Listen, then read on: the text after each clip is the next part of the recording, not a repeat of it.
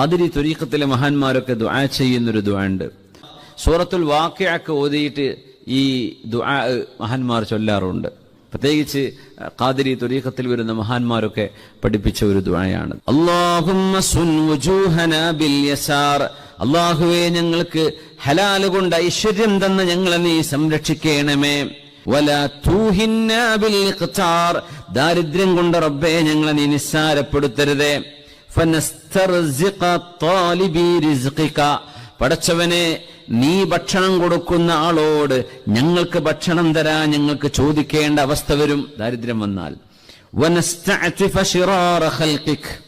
നിന്റെ സൃഷ്ടികളിലെ ഏറ്റവും മോശപ്പെട്ട ആളുകളോട് ഞങ്ങൾ കൈ ഇരന്ന് വാങ്ങേണ്ട അവസ്ഥ വരും. വനസ്തഗില ബിഹംദി മൻ അഅതാന.